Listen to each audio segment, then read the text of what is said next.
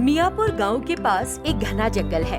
वहाँ एक सूखे पेड़ के तने में तनरंग नाम का एक लिलीपुट हुआ करता था, जो वहाँ सुख से रह रहा था। वाह, इससे ज्यादा खुश रहने के लिए और क्या चाहिए। मुझे ज्यादा मेहनत ही नहीं करनी पड़ती, फल और पानी आसानी से मिल जाता है। वो इस तरह वहाँ बड़ा खुशहाल था। एक दिन जब वो खाने के लिए कुछ जड़ें जमा करके घर लौट रहा था, उसने वहाँ विलास नाम के एक आदमी को बैठकर रोते देखा। मुझे माफ कर दो राधा, हमारे जीवन की मुश्किलें खत्म होने का नाम ही नहीं ले रही। मैं इनका लगातार सामना कर सकूं इतना बहादुर नहीं हूँ, इसीलिए मैं अपने दोनों बच्चों और उनकी जिम्मेदारी को तुम पर छोड़ रहा हूँ। और मैं यहाँ इस जंगल में एक निर्लज्ज डरपोक व्यक्ति की मानिंद खुद को मारने आया हूँ। ये देखकर लिलीपुट बोला, हेलो। उसकी आवाज सुनकर विलास चारों ओर देखने लगा, लेकिन उसे कोई नहीं दिखाई दिया।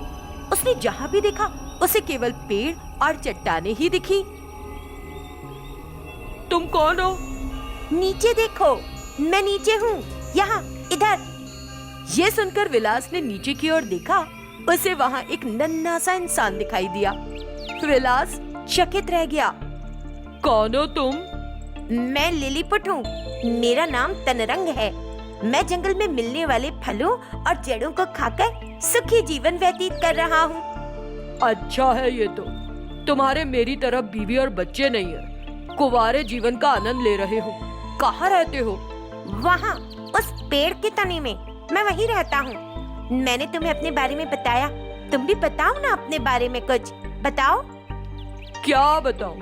मेरी जिंदगी तुम्हारी तरह खुशहाल नहीं। मेरी तो शादी हो चुकी है, मैं अपनी पत्नी और बच्चों के साथ रहता हूँ और आंसू बहा बहा कर अपनी जिंदगी की मुश्किलों को झेल रहा हूँ। विलास लिलीपुट को अपने जीवन के बारे में बताने लगा। मेरा नाम विलास है, मेरी पत्नी का नाम राधा है, मेरे बेटे का नाम सुंदर और बेटी का नाम मीनाक्षी। मैं यहाँ मिलने वाले बांस को काटता था और काटकर शहर में बेच देता था। इस तरह मैं अपनी आजीविका कमा रहा था। अपने परिवार की आवश्यकताओं को पूरी करने के बाद थोड़ी सी जो रकम बचती थी, तो उस पैसे से मैं अपने बच्चों को जयद्रथ स्कूल भेजता था। वे अच्छा पढ़ते, बच्चे भी अच्छे से पढ़ते। उनके रिपोर्ट कार्ड्स पर हमेशा अच्छे अंक होते देख मैं बड़ी खुशी से अपने हस्ताक्षर करता था। लेकिन फिर दुर्भाग्य शुरू हुआ और आकर जैसे मेरे सिर पर ही बैठ गया। किसी ने भी बांस खरीदना बंद कर दिया। मुंह से पुकार पुकार कर और लगातार चलने से मेरे पैरों में इतना दर्द हो गया, लेकिन किसी ने भी मुझ पर दया नहीं दिखाई और ना ही कुछ बांस खरीदे। इसलिए मेरे पास फूड़ी कौड़ी नहीं बची। मैं दूसरी जगह काम करने लगा, लेकिन वहाँ पैसा बड़ा कम था। स्कूल की फीस नहीं दे सका, बच्चों को स्कूल से निकाल दिया। अब हमारे खाने तक के लाले पड़ गए हैं। मुझसे अपने परिवार की हालत नहीं देखी जा रही, इसलिए यहाँ मरने के लिए आ गया था। बहुत बुरी हालत में। क्या सुनोगे मेरे बारे में? तुम्हारी जिंदगी बहुत तकलीफ दे है भाई। तभी अचानक गरज, बिजली और बारिश शुरू हो गई। भीगने से बचने के लिए विलास और लिलीपुट दोनों एक ही पेड़ के नीचे दौड़ पड़े। अचानक बिजली गिरी और लिलीपुट वाले उस पेड़ को जला दिया। जलते हुए पेड़ को देख लिलीपुट उदास हो गया। अब मैं कहाँ रहूं? हर बार जब बारिश होती है मुझे एक नया घर ढूंढना पड़ता है। उदास मत हो तनरंग, मैं बनाऊंगा तुम्हारे लिए एक अच्छा सा बांस का घर, चिंता मत करो। ऐसा कहकर बारिश बंद हो जाने के बाद वो बांस के पेड़ों के पास गया और लिलीपुट के लिए घर बनाने के लिए जितने भी आवश्यक थे काट लिए। तो उसने इस तरह लिलीपुट के लिए एक अच्छा सा घर बना दिया। ये देखकर कि विलास के पास अच्छी प्रतिभा और कारीगरी है और उसे ऐसा घर बनाकर दिया जिसमें वो आराम से रह सकता है। तारीफ करने के बाद उसने विलास को कुछ पैसा दिया। विलास उस पैसे को पाकर खुश हो गया। वो अपनी पत्नी और बच्चों के पास लौट गया। फिर उन्होंने घर की जरूरत का सामान खरीदा। तब से विलास ने बांस के घर बनाने ही शुरू कर दिए। सुदूर स्थान पर एक गाँव है। गाँव पानी से घिरा हुआ है। दूसरी जगह पर जाने के लिए ग्रामीण मुख्य रूप से नावों का उपयोग करते हैं। सागर और जीवन, दो भाई जो उस गांव में रहते हैं, नाव चलाया करते हैं। वे अपनी नाव में मनोरंजन रखकर लोगों को आकर्षित करते हैं और होने वाली कमाई से वे अपना अपना परिवार चलाते हैं। एक दिन वे ग्राहकों के लिए अपनी नावें तैयार रखे हुए थे। तभी 2-3 लोग उनके पास दूसरे किनारे जाने के लिए आए। उन्हें देखते हुए जीवन ने कहा, आओ साहब आओ, इस जीवन की नाव में आओ। रेडियो पर गाने सुनना और आनंद लेते हुए यात्रा करना। ओ भाई साहब एंड भाभी जी, उस नाव में केवल रेडियो के गाने होंगे, लेकिन अगर मेरी नाव में सफर करोगे तो गानों के साथ एक पैकेट पकौड़ी का भी मिलेगा। गानों के साथ मजा पकौड़ी का। दोनों अपनी नाव की सुविधाओं के बारे में बताते रहते हैं। दोनों की सुनकर यात्री सागर की नाव में चढ़ गए, क्योंकि उनका दिल पकौड़ी के पैकेट के लिए ललचा गया। और उनके चढ़ते ही सागर जीवन की तरफ देखकर एक तरह की विजयी मुस्कान बिखेरता है और यात्रियों को बिठाकर अपनी नाव आगे बढ़ा देता है।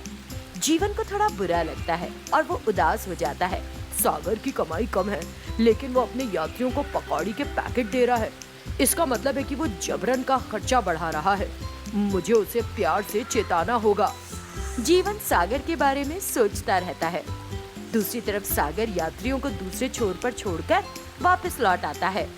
तब जीवन कहने लगा, क्यों भाई, हमारी कमाई ऐसी ही बहुत कम है। इतने समय से मुसाफिरों के लिए रेडियो चला रहे थे ना, लेकिन तुम तो उन्हें पकौड़ियों के पैकेट बांटने लगे।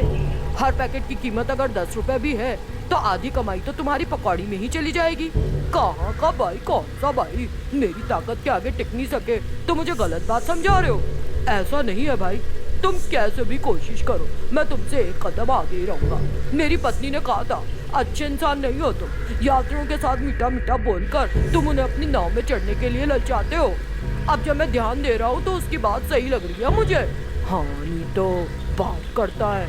वे बात ही कर रहे होते हैं कि रंगम्मा और सुजना नाम की 2 महिलाएं वहां आ जाती हैं। सुजना का रंग जरा गहरा है और लंबे दांतों के साथ वो बदसूरत दिख रही है। दोनों भाई अपनी अपनी नावों की सुविधाएं बताने लगते हैं। सागर की नाव में पकौड़ी की अतिरिक्त सुविधा सुनकर रंगम्मा उसकी नाव की ओर बढ़ जाती है।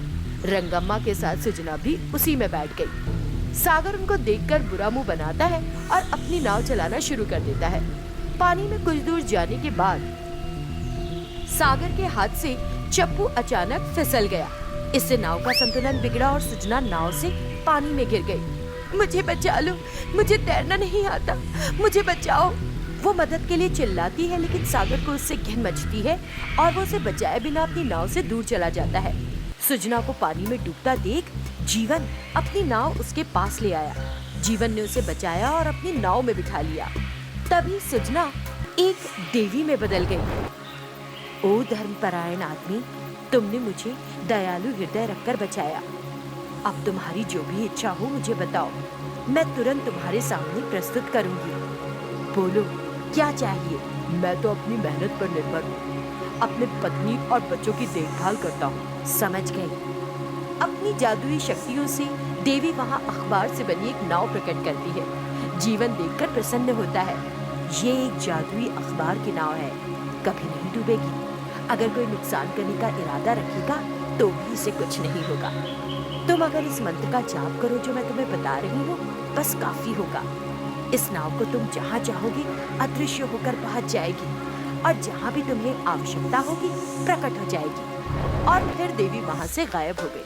वो किनारे पर यात्रियों के साथ नाव को गायब कर देता और फिर दूसरे किनारे पर प्रकट हो जाता। वो बिना किसी खतरे के यात्रियों की सुरक्षित सेवा करने लगा और अपने परिवार के साथ